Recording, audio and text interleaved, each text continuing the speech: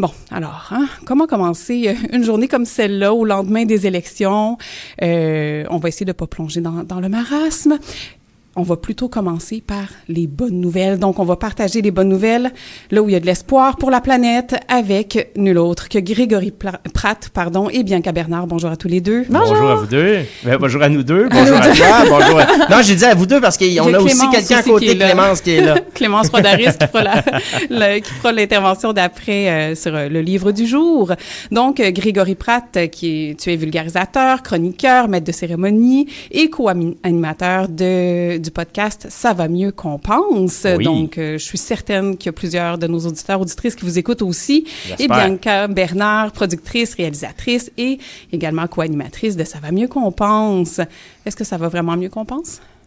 Je pense que ça dépend de où on regarde, mais nous, on a lancé le projet vraiment en se disant pourquoi pas soulever la question. Fait qu'on peut le prendre à ça va mieux qu'on pense. Est-ce une question? Est-ce que ça va mieux qu'on pense? Est-ce que c'est une affirmation très claire? Puis on se fait challenger beaucoup là-dessus. Les gens nous écrivent ça va pas si mieux qu'on pense. Mais... c'est sûr, ça dépend du jour puis du point de vue. Exactement. Oui. Donc, aujourd'hui, on est dans les bonnes nouvelles, comme je le disais en amorce. Alors, allez-y, nourrissez-nous. Oui, ben là, des bonnes nouvelles. C'est sûr que là, on est dans un drôle de moment en ce moment, mais il y a quand même des bonnes nouvelles, puis il faut pas l'oublier. Puis on se dit toujours, avec Ça va mieux qu'on pense, que ce qu'on nourrit grandit. Ça, c'est vraiment une phrase qu'on aime dire. On le nomme à tous nos invités.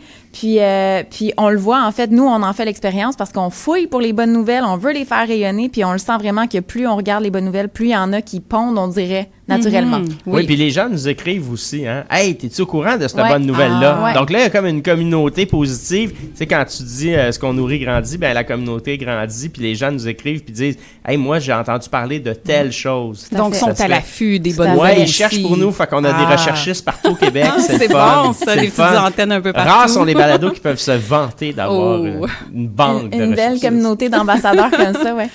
Donc, rentrons dans la première bonne nouvelle. Mm-hmm. Puis ce sont pas mal toutes des bonnes nouvelles que vous allez pouvoir entendre dans nos épisodes de balado, d'ailleurs. Fait que si vous voulez en apprendre davantage sur ces bonnes nouvelles, on vous invite à aller écouter les épisodes de balado qui sont disponibles sur toutes les plateformes audio. Donc, notre première bonne nouvelle, parler d'environnement, c'est pas toujours ce qu'il y a de plus sexy, hein, on le sait. Mais quand on se met à parler d'économie, voire même d'optimiser notre portefeuille, ben là, on dirait que ça devient plus intéressant, soudainement. Donc, on va y aller dans cette veine-là.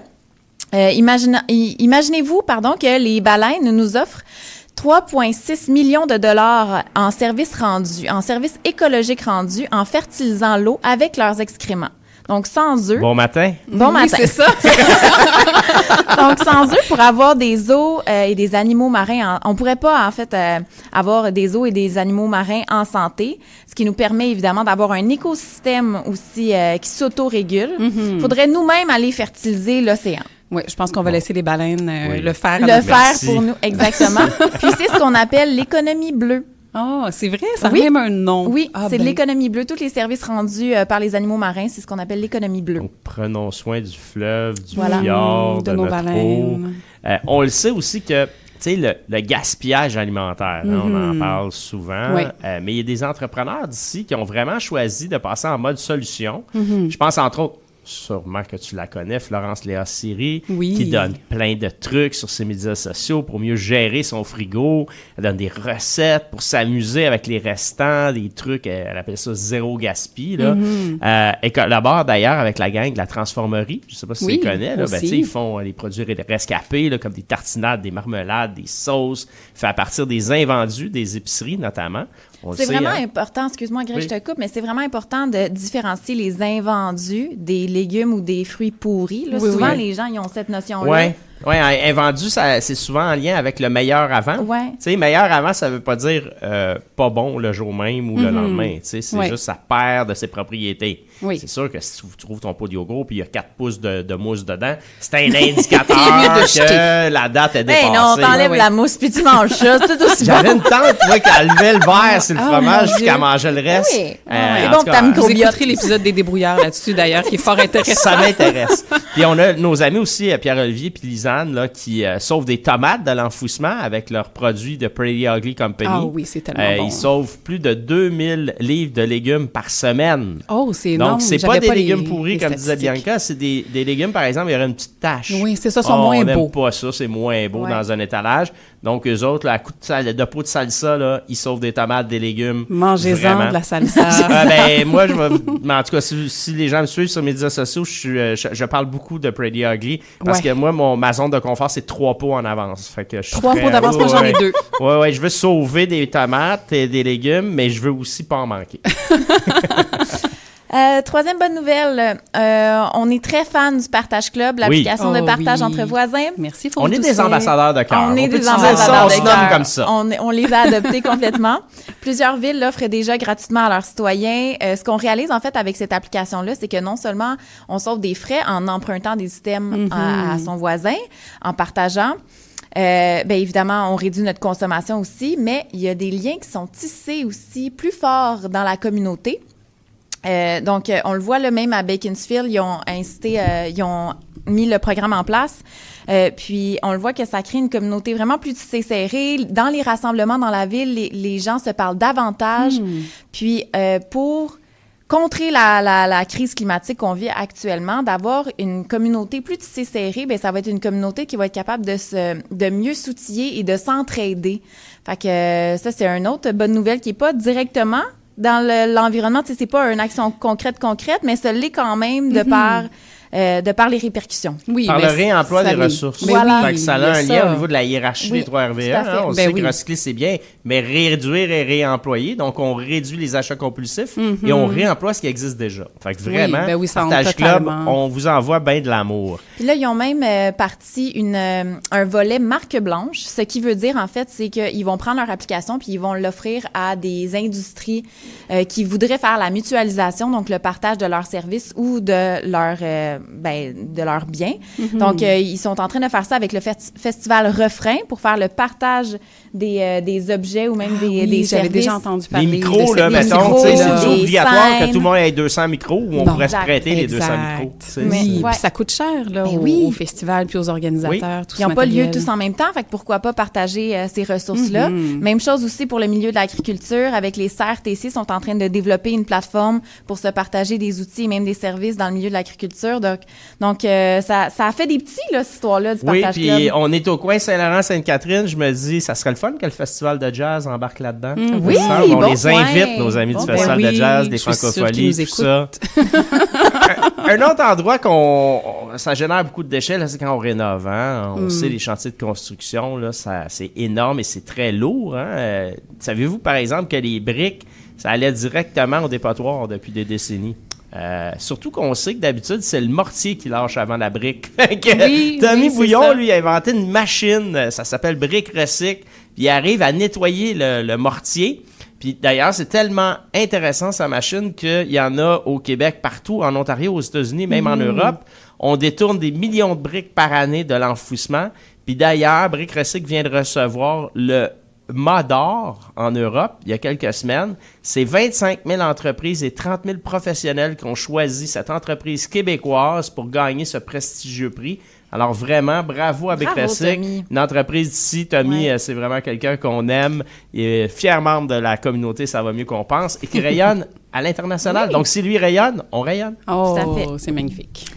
Ensuite, parlons donc des ruches urbaines. On connaît ça, les ruches urbaines. Il y a des entreprises qui mettent des ruches sur leur toit dans les centres urbains. C'est une belle solution pour non seulement aider à la biodiversité en ville, mais aussi pour collecter du data sur les toxines qui sont présentes autour des bâtiments commerciaux. Donc, on le sait, là, plus d'abeilles, plus de fruits, plus de fleurs, plus de légumes. Donc, Alvéole, c'est une entreprise de ruches urbaines montréalaise. Ils mettent des ruches sur les toits commerciaux, comme je disais. Mais là, ils ont développé vraiment la technologie qui permet de comprendre c'est quoi les toxines qui se trouvent dans l'écosystème local pour pouvoir donner ces données-là à l'entreprise et potentiellement poser une action ou créer un programme concret qui va améliorer la qualité environnementale locale. Donc, ça l'aide là, à pouvoir poser des gestes concrets puis à vraiment donner des actions, pas juste pour l'entreprise, mais aussi pour les employés de l'entreprise qui peuvent sentir aussi qu'ils font partie du changement, qui font partie de l'action. Oui, qui pourraient être intégrés éventuellement là, dans des programmes. Exact. Exactement. qui sont incités par l'entreprise. Exactement. Notamment. Puis un truc qu'on a découvert dernièrement, Bianca puis moi, on a eu l'immense privilège d'être invités par Airbus à leur grand événement sur le développement durable là, qui a lieu aux 2 ans. À là, Toulouse? À Toulouse. À Toulouse. Oui, France. on est allé à Toulouse. Ça va mieux qu'on pense international. International, j'aime la porte. Là, il nous reste quand même 4000 arbres à planter, mais on est allé là-bas et on a découvert le SAF. Le SAF, bon, c'est en France, fait que c'est un titre en anglais. Oui. Sustainable Aviation Fuel. C'est le carburant d'aviation durable. C'est un carburant alternatif qui est fait à partir d'algues, de déchets agricoles et de compost. Donc, c'est Airbus qui utilise ça maintenant dans des avions, notamment Air Canada. C'est déjà utilisé à 10% en remplacement du fameux gaz d'avion. Là. Oui. Pour l'instant, Mirabel, c'est 10%, mais l'objectif, c'est de se rendre à 100% d'ici 2050. Donc, on va peut-être voler un jour Montréal-Paris avec du compost. Avec du compost, ça serait merveilleux. Donc, une autre personne, une autre entreprise qui fait partie de la communauté, ça va mieux qu'on pense, BioSign. C'est une entreprise qui est née d'un projet étudiant de McGill. C'est une technologie qui s'appelle Algo. Donc, Algo, c'est une boîte magique qui permet de nettoyer les cours d'eau contaminés en captant les algues envahissantes et ensuite en transformant ces algues-là en source d'énergie. Donc là, je vais vous expliquer. Là. Fait que la machine aspire l'eau, garde les algues envahissantes dans la boîte magique et rejette l'eau propre dans les cours d'eau. Donc, il récupère la matière, ensuite de ça, il récupère la matière accumulée dans la machine pour en faire du biocarburant, du biogaz, du biofertilisant. Donc, ça suit un peu le principe de l'économie circulaire où on fait, avec les déchets, on va créer une autre matière, on va la valoriser. D'ailleurs, ils ont un gros projet pilote qui s'en vient là, sur le canal de Chambly. Ça va débuter avec une machine pour pouvoir décontaminer le canal de Chambly. Parce qu'on le sait, au Québec, on a beaucoup de problèmes d'algues bleues. Oui. Il y a beaucoup de prolifération des contaminants dans les eaux. Donc, tu sais, même pour nous, c'est pas juste pour la prolifération de contaminants, mais c'est même pour nous, là, la qualité de l'eau, l'irritation aussi sur la peau. On peut être malade, hein? Exactement. On peut avoir ce qu'on appelle le flux, hein? Quand on se baigne dans un... Une petite gorgée, là. Oui, c'est ça. On est de retour à notre fertilisation. Je recommande pas. Des petites nouvelles rapides en terminant. Il existe des produits dont on ne sait pas trop comment se débarrasser. Les vieux frigos, par exemple. Juste en m'en venant tantôt, j'en ai vu plein. Savez-vous que les gaz, les plastiques, le métal peuvent être récupérés, même recyclés, si c'est bien récupéré, bien entendu. On n'abandonne jamais ça à la rue. On sait, ça va être la période de déménagement. Oui, là. on en Je voit vous beaucoup. le rappelle. Ouais. Ça, c'est des émissions de gaz à effet de serre qui sont libérées. C'est pas vraiment intéressant. On rapporte le vieux frigo dans un point de dépôt. C'est l'équivalent, par exemple, un vieux frigo, c'est 600 000 personnes qui ont dit non à la paille de plastique. Oh. Wow! Ouais, fait que c'est bien quand même parlant. Puis une autre bonne nouvelle, c'est le nombre de gens qui faisaient, jusqu'à tout récemment, les changements d'huile d'auto en les versant dans les égouts. Hein? Oh. À ne pas faire, à ne jamais faire. On verse rien dans les égouts. Non. Ouais, ben il y en a qui faisaient ça à l'époque parce qu'il n'y avait pas, à ce moment-là, de moyen de récupérer l'huile. Ah, oui. Toi, tu es très jeune, mais moi, j'ai connu ça. Considérant qu'un litre d'huile peut contaminer 1 million de litres d'eau potable, bien entendu, c'est une très bonne nouvelle que la SOGU, qui est la responsabilité élargie des producteurs, fait. Donc, c'est vraiment, ils mettent en place des points de dépôt, ils récupèrent les huiles. C'est plus qu'1 milliard de litres d'huile usagée qui ont été récupérés en 20 ans. Et l'huile peut être réutilisée après traitement jusqu'à 10 fois. Donc, 10 fois cette huile-là. Les conteneurs peuvent être même recyclés ici, localement au Québec. Donc, j'invite à consulter les sites web de GoRecycle.com, sogu.com pour trouver les points de dépôt. Puis, en terminant, je veux juste dire qu'en fin de semaine, il y a eu le fameux plugging de James Guilbeault où on s'en va jogger puis on ramasse des déchets. Puis, il y a eu parallèlement à ça la mission 1000 tonnes. Sont-tu incroyables? Sont tellement fins, Jimmy et son équipe, c'est extraordinaire. C'est des actions citoyennes qui viennent nettoyer notre environnement. On le sait, la neige est disparue. Il y a plein de surprises en dessous de la neige. Oh oui. Donc, bon, la bonne nouvelle, c'est qu'ils le font. Mais la meilleure nouvelle serait d'arrêter d'acheter des cochonneries. Mais bon, on va y aller par étapes. Oui. Fait que ça nous permet finalement de dire ça va mieux qu'on pense. Oui. Fait qu'on vous invite à continuer à consommer ces informations-là positives en nous écoutant. Ah, définitivement. Puis s'abonner aussi, je le dis jamais assez, mais abonnez-vous à YouTube, Spotify, Apple. Je le sais, c'est des Américains, mais qu'est-ce que vous voulez? Un jour, on va peut-être avoir des plateformes québécoises. Ben, Puis ça Apple serait pas pire. On est Il y sur a Balado Québec. Balado On est Québec, sur on est là Balado aussi. Québec. Ah, Ah, juste s'abonner, comme ça, ça permet qu'il y ait plus de gens qui puissent avoir accès aux bonnes nouvelles. On en a tous de besoin au lendemain des élections. Comment ça va de 1 à 10, toi? Question difficile. Écoute, moi, je suis une optimiste dans la vie, fait que, disons que je regarde les choses en face, c'est peut-être un 2, mais sinon, si je vais du côté de l'optimisme, je dis un 10. Tiens-toi avec nous, tu vas te rendre bien là. Un grand merci à tous les deux. Donc, Grégory Pratt et Bianca Bernard de Ça va mieux qu'on pense. Et oui, allez vous abonner à leur chaîne. Ça vaut vraiment la peine. Au plaisir de se revoir. Oui, merci à très bientôt. Une excellente journée à vous deux.